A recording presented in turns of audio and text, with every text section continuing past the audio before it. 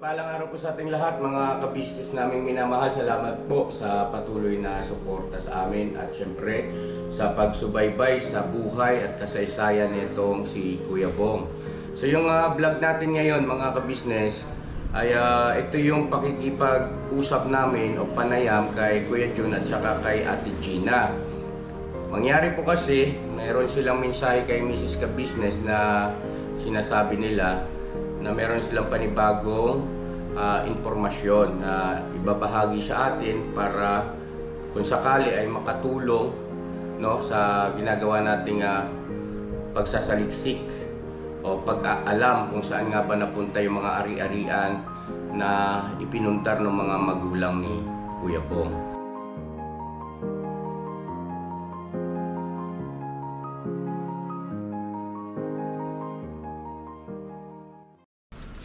Ganito, Nanay Gina at saka Kuya Jun,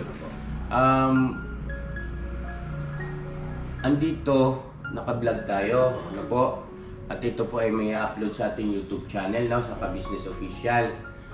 Kayo ba'y nagbibigay ng pahintulot sa amin? Ayan, sana maging malinaw lang po. Ngayon po, paano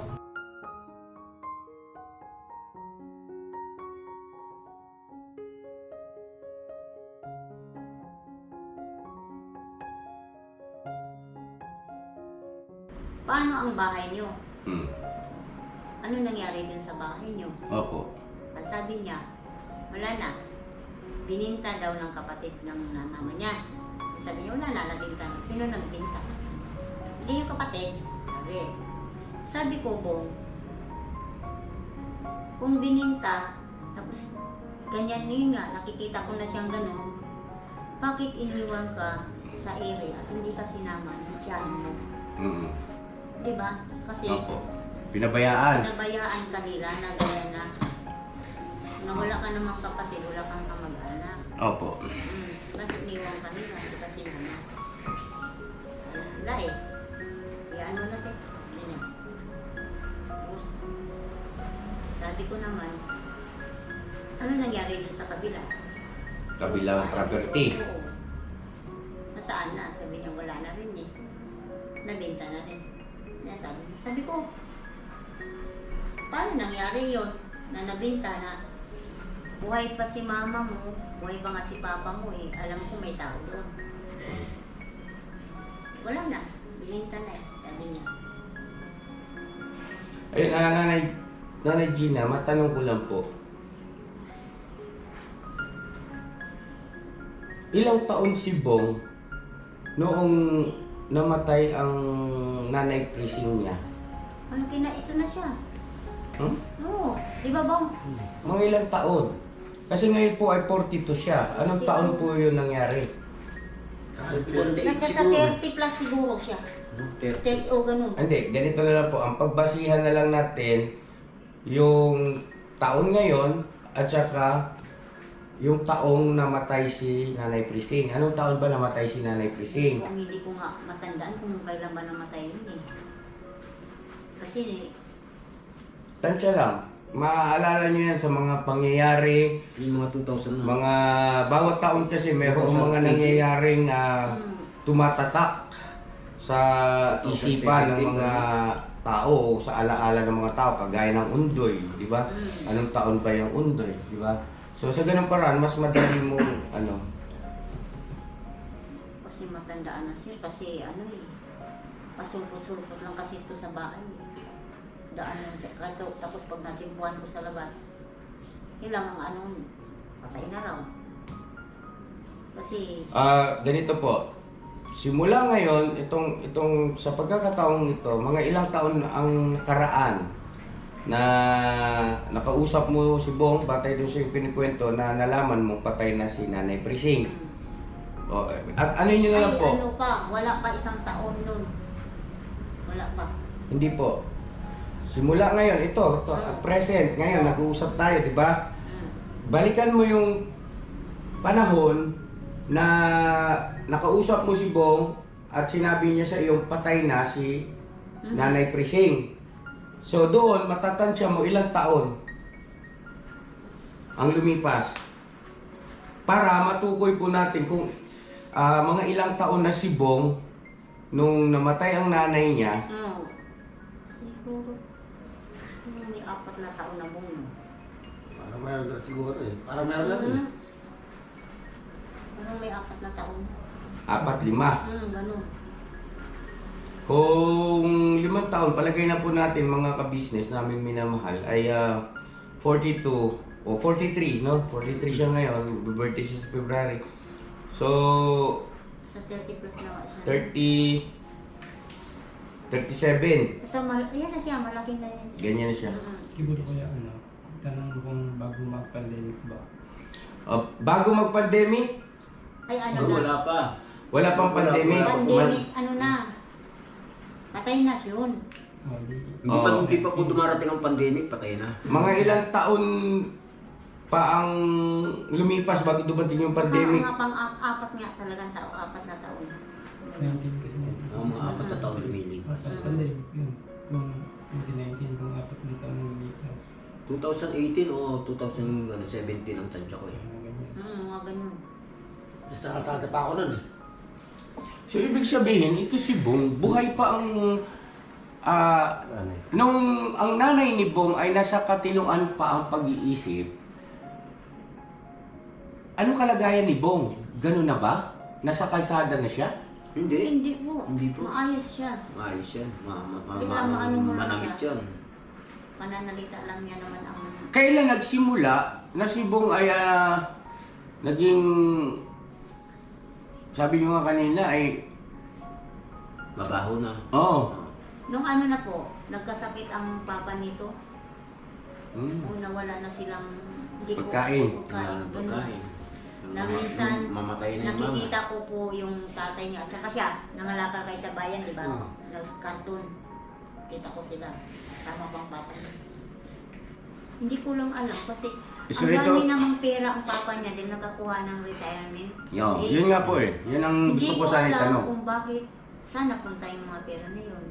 Kasi Kasi panigurado yan, kung ikay nagtatrabaho sa Kung airport, meron kang Mayroon. SSS, yun nga po yun eh. marami kang benepisyo no, na pwede mong magamit kapag ka ikaw ay nagretiro na. Na pang suporta mo sa iyong mga gastusin. Meron yun. Eh bakit nagkaganon? Bakit nauwi? So ibig sabihin, yung tatay ni Bong at saka si Bong magkasama na nangangalakal. Nung panahon na... Eh, nagulat nga ako. Sabi ko, si Bong ba yun si Manong Julia nakita ko? Ayun, nung nagkita kami, tinanong ko siya, Bong, parang nakita ko kayo sa bayan ng papa mo. Hindi, ito po mga ka-business pa, umanhin po at na sumagi sa isip ko eh. Nung wala pa yung nangungupahan, buhay pa ang tatay ni Bong, buhay ang nanay niya, at si Bong sa mga panahon na yon, sabi niyo nga ay maayos siya. Maayos manamit, maayos mag-isip. Ibig sabihin, nasa katinuan. Tama? Kumpirmado. Tapos, noong may nangupahan na, mga ilang panahon, na para bagang lumalabas kasi rito, na pati yung tatay ni Bong ay parang may problema sa pag-iisip. Parang bumigay, nagkaroon ng depresyon.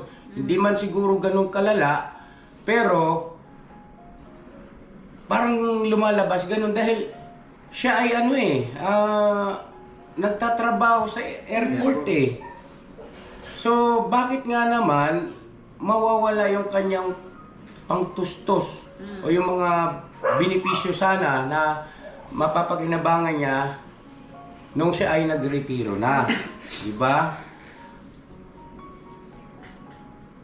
Eto, pasensya na po kayo ha. Parang nagkasabay na itong si Bong, si tatay niya, si nanay niya, halos nagkasabay-sabay na nagka-problema sa pag-iisip. Ito po yun. Kasi, sir, hindi ko kung alam na nagkasakit ang papa nito. Napuntahan ko talaga. Nakagat pa nga ako ng aso nila eh. Tapos, pumasok ako sa bahay nila. Umiyak talaga ako. Nakita ko si Mang Julian. Nakaupo sa isang buwan, tumutulo yung ihi. Yung pala may sakit na. Madilim ang bahay nila. Ano lang, gasira. Kasi putol na pala lahat. Kuryente, tubig. Talagang umiiyakan po si Mama Lynn. Anong nangyari sa inyo? Ate, ba't nagkaganito kayo? Silang mag-asawa. Hindi na makapagsalita si Mama Lynn. Si Nanay Prising, Ano na, wala na, hirap na kami. Ganon siya. Turo ang ano. Doon ko nalaman na nagkasakit palang papa nito. tapos si Bong, nung panahon na yon, Ano na siya? Siya na ang parang bumubuhay sa kanila. Yun sa na, pamamagitan ng kalakal. Yun na. Na pinasok ang bahay nila ng dilim. Sabi ko, ano bang nangyari sa inyo? Ba't nagaganito kayo, ate? Sabi ko. So, ibig sabihin, bago pa lang, pala, hindi pa ganun katagal, mga kabisnes, na yung property nila ni Bong ay naibenta. Di ba? Parang bago dumating ang pandemic lang nangyari. Tama ba ako ron? Yun nga po. Kasi mahalaga yung pagkakasunod-sunod ng taon. Yung mga pangyari. Andito si Mrs. Kabisnes, oh. Hello, ma. Siguro upuan na lang doon kay ate. Excuse lang po, mga kabisnes namin minamahal. Andito sila, si Kuya John, tsaka si Nanay Gina. At mayroon silang gustong ipahayag o idagdag na mga pahayag na nalalaman nila patungkol dito sa nangyari kay Kuya Bong at saka sa mga magulang niya. Doon ka lang siguro, Mrs. Kabisnes. Oo. Paki-angle na lang yung camera natin. Isusulat pa ba? Ha? Sulat pa? Pwede, mag-take down note ka. So, ibig sabihin, bago-bago pa lang ito. Kasi ang buong akala kasi natin, mga kabisnes, batay doon sa mga naging pag-uusap natin kay Bong o pakikipag-usap natin kay Bong sa mga nakaraang vlog natin, yung unang-una pa, na para bagang bata pa lang, si Bong namatay na yung kanyang mga magulang, tatay at nanay, at nagsimula na siyang maging taong grasa. Hindi pala, bata pa lang siya, nasa mga 10 taon, ay nasa lansangan na siya. So, hindi pala ganon. Hindi po. Okay. So, ang nagiging palaisipan dito ngayon, Nanay Gina, halos sabay-sabay silang tatlo o talagang nagkasabay-sabay. Bumagsak. Sabay-sabay silang tatlo na parang nawala sa katinuan. At napaka-imposible mangyari yon. Di ba? Kung halimbawa gutom ang naging dahilan, ay napaka-imposible rin na sabay-sabay kayo. Di ba? Mawawala sa katinuan. Maaaring siguro merong ilang buwan makalipas, yung isa naman dahil sa gutom. Pero sa kanila nangyari, tatay, nanay, anak, sabay-sabay halos na nawala sa katinuan. At si Bong, malinaw po mga kabisnes, at sana nasusundan nyo kami. Pasensya na po kayo kasi talagang kami man ay medyo nagkaroon ng pagkalito dahil sa ang naging batayan natin doon sa mga unang vlog ay yung salaysay ni Bong, yung kanyang pahayag. Ngayon ito, andito na yung mga kaibigan talaga ng mga magulang ni Kuya Bong, kumare kumpare. So lumalabas dito ngayon na bago pa lang pala ito. No? Bago mag-pandemic, ma. Bago mag-pandemic? Oo, bago mag-pandemic.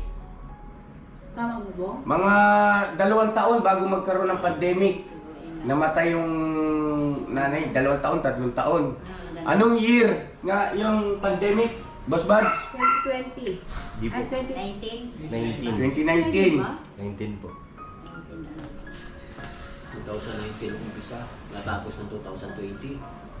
So mga 2017, 16. 2016. Namatay yung nanay ni Bong, no? More or less. Pero Sino okay. na pong namatay? Tatay. Tatay. Ilang taon lumipas nung namatay ang tatay ni Bong, Hindi nagkalayo. Bong no. mga 1 taon lang. Hindi nagkalayo yun. Mga 1 taon po ang lumipas. Kalagay natin 1 taon. Basta hindi talaga nagkalayo.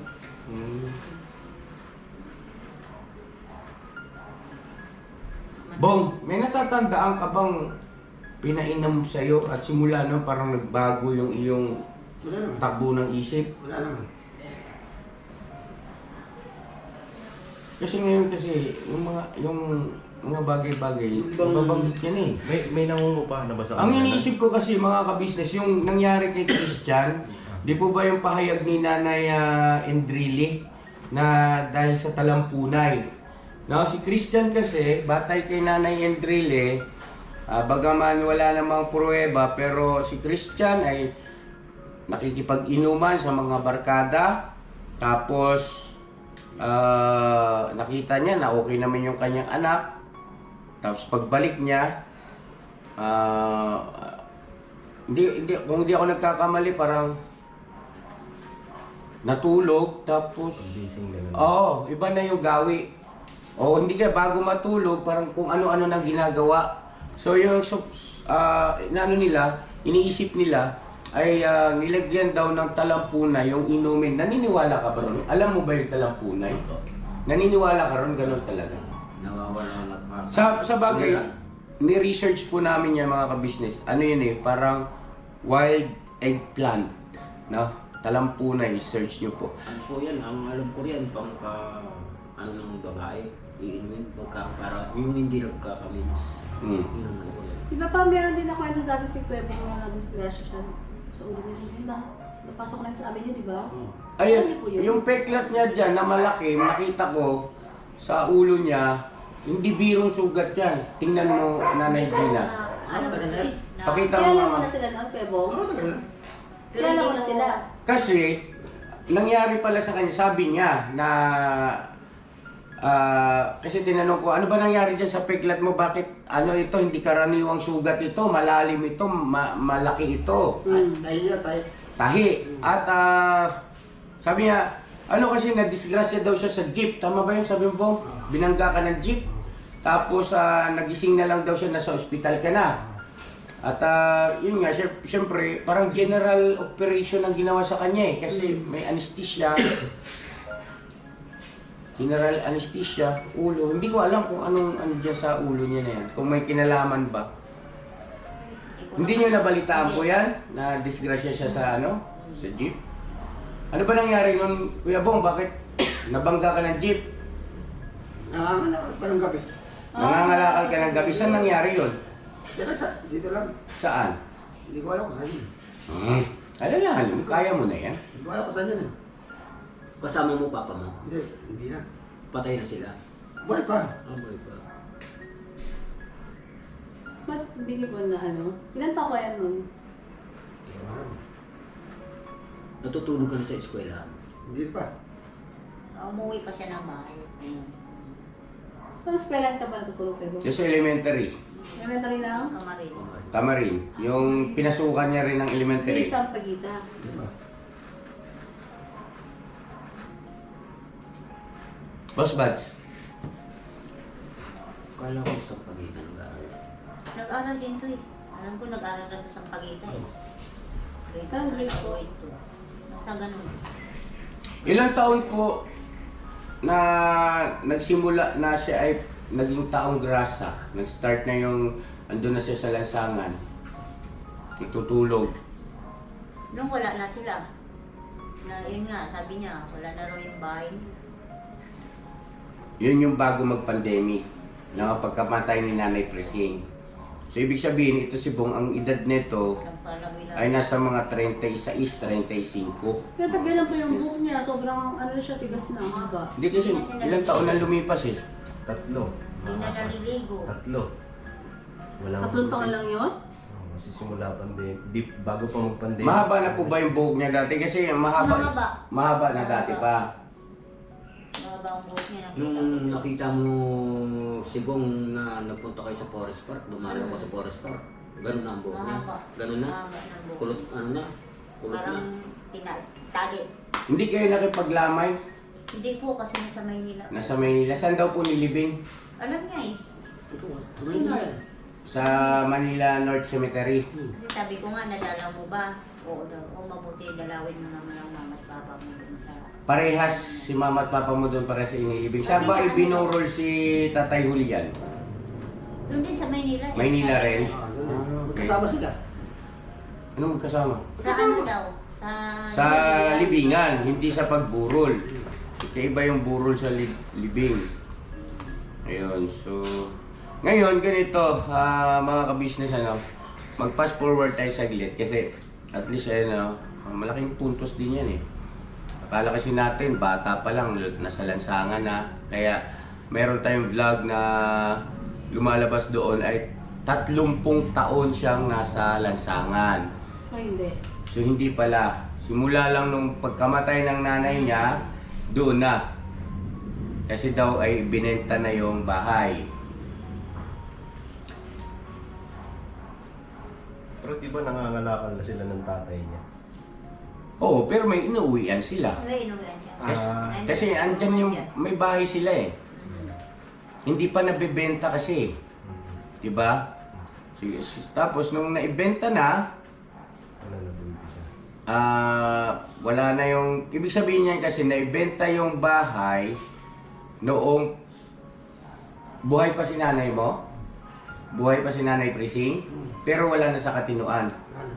Parang bumigay na. bumigay na. So yun, tapos may pinapirma ka mo siya yung blankong bond paper. So, ilan years lang, no? Sino nagpapirma sa inyo? Sila. Sino sila? Sila Aris. Sila Aris. Kaya may alis, di ba?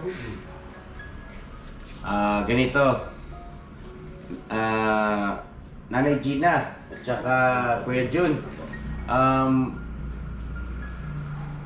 Andito, naka-vlog tayo. Ano po? At ito po ay may upload sa ating YouTube channel, no? Sa Ka-Business Official. Kayo ba'y nagbibigay ng pahintulot sa amin? Apo. Ayan, sana maging malinaw lang po. Ngayon po, ano o gaano nyo kakilala itong nangupahan sa bahay nila Bong nung araw? Gaano nyo sila kakilala? Yung binabanggit mo, Kuya Jun, na si Aris. Ano, saan po kami? Magkababata. Kasi ang kapatid niyang babae, inaanak din po ng magulang ko. Sabi niya. Kaya, at saka isa pa po, mga magkakapitbahay kami. So, ibig sabihin, may pagkakataon na parang naging magkabarkada kayo. Ganun nga po. Tapos, papaano sila nangupahan? No? Ibig sabihin, ano ang istorya? Bakit nangupahan sila doon sa bahay nila Bong? Ayun po ang hindi ko na alam. Kasi lagi rin ako nasa hanap buhay. Okay po.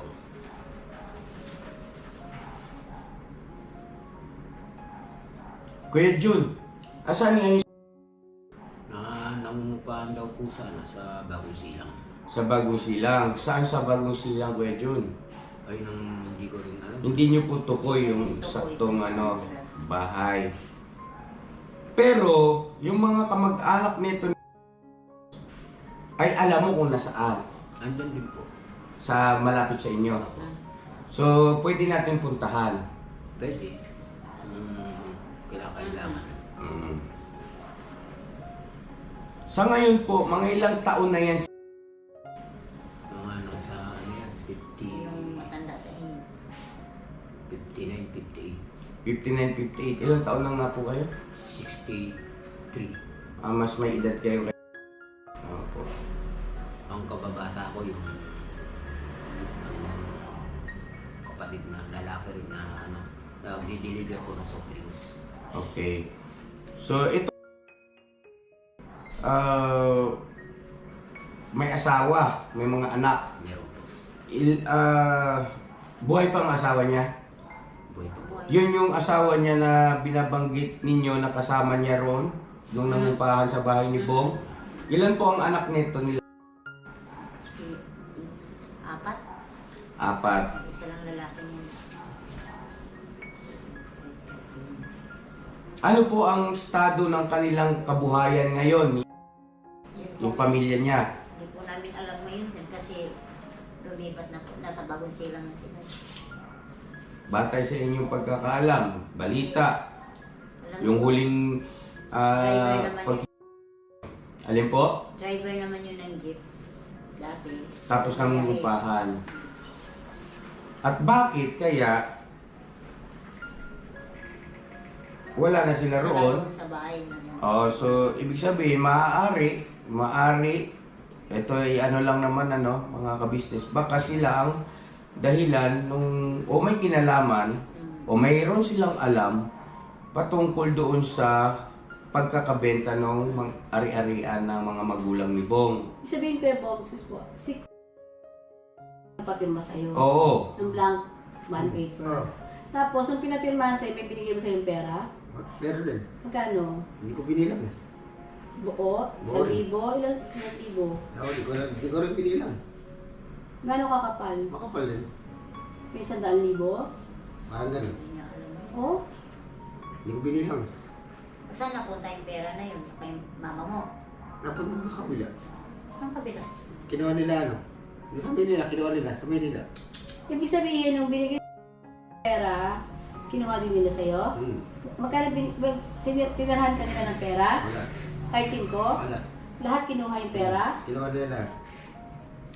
Nung taga Maynila, doon sa Blooming Treat, yung pinuntahan natin. Oo.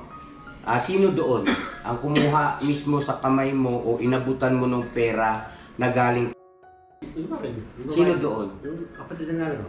Kapatid ng nanay mo, anong pangalan? Hindi ko alam eh. Pero nandun ba? Pero nung nagpunta tayo kay Bong ng Blooming Treat, di ba bumisita tayo sa kanila? Nandoon ba siya? Wala. Nagbakasyon, hindi nagbakasyon. Yung tinutukoy mo ay yung kapatid ni Nanay Prising na nandoon sa Ilocos. Wala doon. Okay. Magkano daw pinagbinentahan? Hindi ko alam eh. Wala sinabi sa akin eh. Mga gano'ng kakapal yung pera? Tigi 1,000 ba? Meron. O tigi 500? Meron din. Halo, 500 at saka Sa libo. 1,000. Maliban doon, meron pa bang ibang bills o Wala na. tigwa 100? Wala na. Okay. Mga gano'ng Tapos, kakapal? Ganyan. Oh, Nung binigay sa'yo yung pera,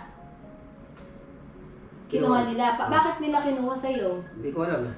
Anong dahilan dapat niya? At paano nalaman nila na may, Nasa iyo yung pera? may pera ka, na nasa iyo yung pera? Hindi ko alam eh. Paano yun? Dumating sila ron, tapos sabi, Bong, asan yung pera? Ganon. parang- O hindi sila nagsasalita, basta binigay mo na yung pera. Wala. Paano pa nangyari? Nandun pa sa... Wala doon pa. Nandun pa. Bali, ang kumuha sa'yo ng pera, tiyahin mo yun? Okay, take, ipaki-note dyan, Mrs. Ka-Business, ang nagbigay sa kanya ng pera pagkatapos niyang magpumirma doon sa blankong bond paper ay at ang nagpapirma rin sa'yo ng blankong bond paper ay si Okay? At pagkatapos, dumating itong kapatid ni Nanay Prising, tiyahin mo, at paano sabi sa'yo nung dumating? Kinuha yung pera. Ano sabi sa'yo? Bong, akin na yung pera, ganon. Oo. Ilang araw bago dumating siya, pagkatapos nung, halimbawa ngayon, binigay siya ni yung pera. Mga ilang araw ang lumipas, dumating na yung kapatid ni Nanay Prising. Hindi ko kasi matanda na siya. Isa, dalawa, tatlo. Parang ganun. Binawasan mo yung pera? Hindi. Kahit 1,000? Wala. Wala kang binawas? Wala. Ano yung pagkaabot sa'yo? Tali. Goma? Hindi. Naka-goma? Hindi. Anong klaseng tali? Bakit hindi nakatali yun? Hindi nakatali? Hindi nakagoma? Hindi. O ng ipit ng Parang papel. Wala. Pero talaga. Pera talaga. Oo nga, ibig sabihin kasi ang 100,000 po, inaano ng ano yun po, ng Ng papel. bangko. Para hindi Pagka ba siya, galing ng bangko, Wala. Wala tali yun. Wala. walang goma. Wala goma. At plastic wala. Kano kakapal yun? Ganyan? Parang ganyan eh. Ganito? Oo. O ganyan? Ganyan lang yun. Ganito ba? Ilang ganon? Ilang bundle? Hindi ko alam eh. may Mrs. Ka-Business, thinking body may concern daw siya. Kuya Bong, noong binigay sa'yo yung pera, saan ka pa nakatira noon? Doon pa. Sa kabila. Mga ilang araw ka pa bago umalis noon doon? Nung binigay sa'yo yung Hindi pera. matanda kasi. Matagal pa. Matagal pa. Matagal ka pang tumira doon. Matagal pa. Ibig ko sabihin po, nung nagbayad ng pera sa inyo, wala na si mama mo. Andun pa. Nandun pa na. Buhay pa, kaya lang malala na raw. Bumigay na, sabi niya kanina eh. Bibigyan Pero na. doon pa sila tumira, boss. Doon pa sila nakatira. Siguro Hanggang kinuha yung napatagal pera. pa. Kasi kung Bigay niya. ibinenta na yun na yung bayad, siyempre Sabay kung ako yung kinuha si bumili, mama mo. Parang ganun. mas na dapat sila. Pero si mama mo merong pinirmahan. Wala. Walang pinamilan. Ikaw lang ang pinapirma. Ako lang. Kinuha yung pera, sabay si mama mo dinala. Oo. Tapos sila na nag-alaga sila. Tapos sila nag-alaga kay mama. Sila na nag-alaga nun. Paano mo naman nalaman na patay na? Pumunta, binalita lang sa akin, binagsabi sa akin. Ngayon, pumunta ka raw sa Doon lang pumunta. Sa Burol. Punta ako sa Burol. Yung pera na yun, dala pa pala ni Ate Kusing. Kinuha siya ng kapatid niya. Oo.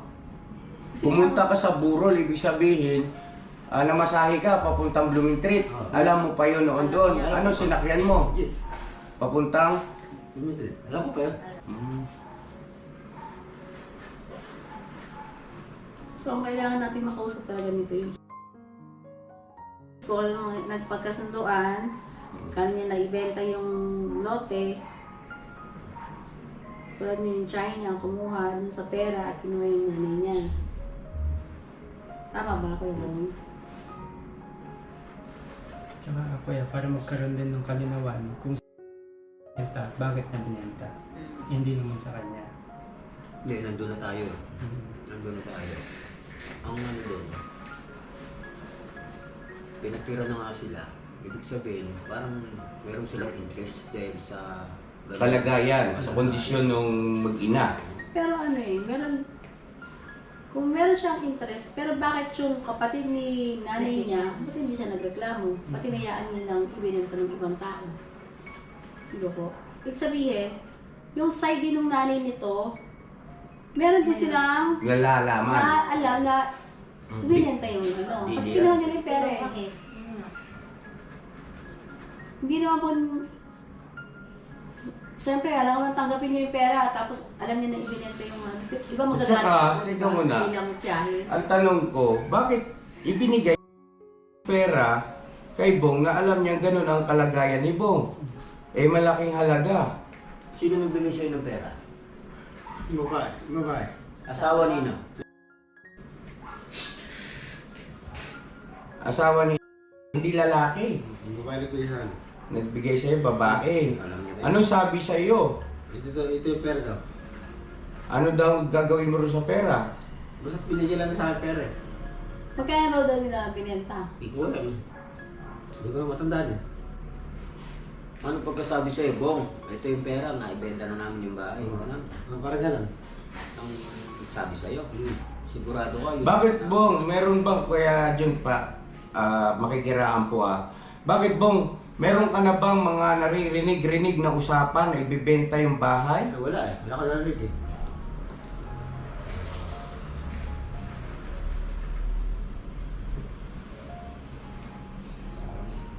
Nagbentahan lang ng ano, suman. Kasi kung walang alam yung tiyahin nito na ibibenta yung... So ayun siguro, yes ma, go ahead mo, Mrs. Kasi di ba Cabisnes. po, kung walang alam yung tiyahin niya, yung mag-anak ng nanay niya, Ba't pumunta Hindi ron? pupunta yun. na ba't kinuha nila yung pera? Di ba po? Saka alam nila na nagbayaran. Ah, siguro po, may alam sila na kasunduan. O baka may pahintulot sa kapatid ng nanay ni Bong. Na, ano sige, ano nyo yan, hanapan nyo ng bibili. Ganun, no? Sila lang nag-usap-usap. Oo. Oo, maaaring ganun. Pwede, posible rin po yun. Saka yung 100 na yun, posible down payment lang. Kasi kung rights, Babayad. rights yun, di ba? Rights po. Kasi rights naman yun eh. Alam mo naman yung rights. Noong araw, mura. Pero ngayon mga kabisnes, ako na nagsasabi sa inyo, ang mahal na ng lote ngayon dyan. May bahay pa. Yung ano nga ni Bong eh, rights niya, magkano yun? 50,000. Yung pinagawa namin bahay sa kanya. Bahay sa kanya, 50,000 yun. Maliit. Pero yung sa inyo, laki. 500 square meter. Sige, Mrs. Kabisnes, siguro dumako na tayo doon sa Nanay Gina at saka Kuya Jun. Si Nanonood, ano pong gusto niyong sabihin? Pag-unayan sila. Kasi itong si Bong, hindi ano sa amin to, hindi iba sa amin to. Inaanak ng mama ni Bong yung pangalawa naming anak na si Wewe. Eh, maraming kaming naitanong kay Bong. Yung panahon na yun, eh, kayo ang umuupar yan. Eh, hindi namin alam kung anong nangyari dyan. Basta itong naaawa rin kami kay Bong na palakad-lakad sa kalsada na meron namang sariling bahay. Bakit natutulog minsan sa eskwelahan, nangangalakal? Bakit nagkaganon? Eh, May alam sila. O kung may alam kayo, sana May pag-ugnayan makipag-ugnayan kayo kay ka-business. Kaya kami pinuntang ni ka-business kasi ito si Bong may nagpupunta rin sa bahay. Na-vlog kasi ni Bong, sabi niya may gusto siyang tulungan at gusto niyang mag-vlog sa sarili niya. Diskarte niya ba? Kasi kami naman. Nagulat kami, ito sila yung Hindi ko naman na-vlog. alam na nagbablog ito eh. Hindi ko alam talaga. Hindi niyo po alam na na-vlog siya sa loob ng 2 taon Hindi po. ko. Hindi talaga. Doon ko lang na na pinuntahan niya ako. Natuwa ako din. Yun eh. Yun po yung nung pumunta siya, nung nagdala po siya ng tulong sa inyo, yun yung first time niyo ulit magkita Kita. simula noon. Po. So talagang naalala mo sila Kuya Bong. Naalala ko sila nun. So ang galing na talaga. Kaya kung nasaan ka man, sana makipag-ugnayan ka para ano. Yung mga tanong, Kasi gusto ka rin makita ni Bong. masagot niyo kung anong ano. May tatanong din sa'yo si Bong. Yun na lang, para ano. Huwag kang matakot na ano. Kasi Tulungan tayo ni ano, ng mga ni ka-business. Lalo na, medyo may edad na tayo. Nulit ko, pakita ka kung saan ka man nakatira at napapanood mo kami. Salamat sa iyo kung magpapakita ka at hahagad ka. Salamat. Sana matupad yung mga salita ko. Ganun na lang. Kahit bukas, o sa susunod na araw, pumunta ka sa bahay kung ano.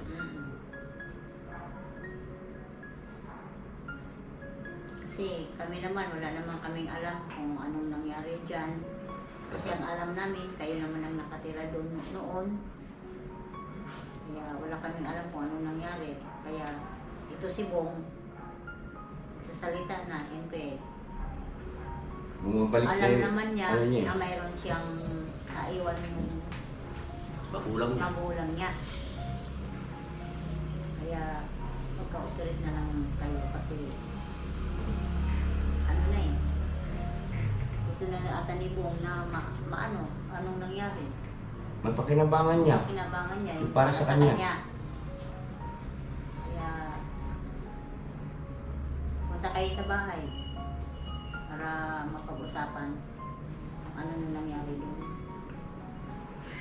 Oo. Si Bong. Ganun na lang. May tanong po ako, yung isa pong sinasabi niyo yung katapat na lote, Kuya Bong, sino nakabenta po yun? Kabila rin. Hindi, sino yung nagbenta? Sinabi lang sa akin, Sino nagsabi sa'yo? yung Sarah pa. Na naibenta na. Eh sino daw nagbenta sa kanila? Hindi ko alam kung sino nagbenta daw sa kanila. Ah. Hindi mo rin alam kung sino nagbenta? Hindi rin. Tapos, wala mong inabot sa'yo pera, hindi nagbentahan. Wala. Kahit piso wala. Talaga? Eh, ba't hindi mo sila pinuntahan ako? Ba't hindi mo sila tinanong ako? Ba't kayo na yung nakatira dito? Akin to Oo. Sa mga magulang ko ta, ba't kayo ang tumitira dito? Ba't hindi mo naisipan ganun? Wala eh. Pinaalis mo sila. Pinalis na ako nun eh. Sino Ay, ikaw pa ang sa'yo? pinaalis. Ano sabi sa'yo? Nabili na. Dahil nabili na daw eh. Nung umalis ka nun, nagpunta ka sa bahay, di ba? Kayo po, hindi niyo po ba alam kung sino nakabenta noon? Siya nagbalita nga sa amin. Siya lang po ang nagbabalita sa amin eh, na Wala na kami. wala na, Binenta nabili na. na, nabenta na yung lupa, yung bahay. Yung sa tapat po ay yung tapat, yung may... Yung 300 square meter, Ano. more or less. Ayun, sa'yo, ibinalita din niya. Nawala na nabinta na. Sino nagbinta? Pero, doon sa vlog natin kahapon, may nabanggit ka ang nagbenta yung tiyahin mo.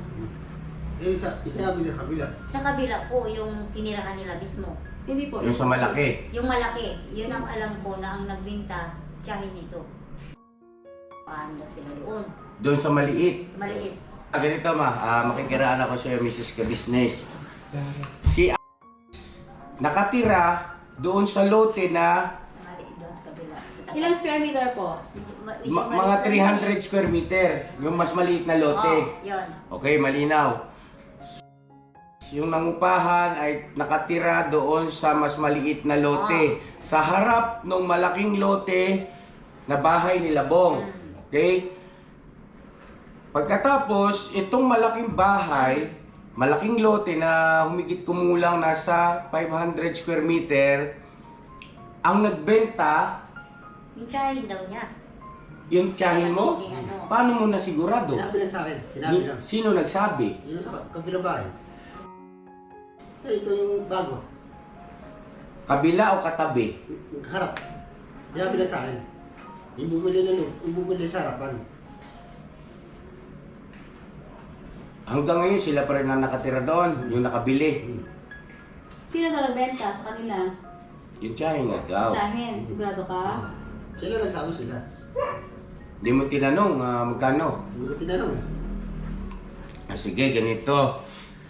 Mga kabisnes namin minamahal, at least merong nabubuo kahit papaano. No? Mahirap nga lang kasi hindi kasi makapagsalita si Kuya Bong ng tiyak, no? Tiyak na kumbaga yung confirmation hindi natin hindi niya maikumpirma na ganon, ganito.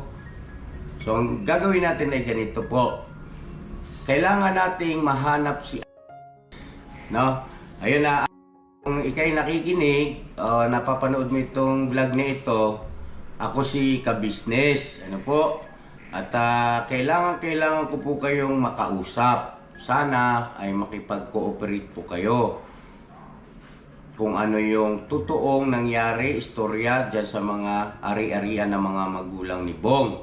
Kasi po, kung halimbawang hindi kayo makikipag-coordinate, hindi kayo makikipag-cooperate, sasampahan namin kayo ng kaso.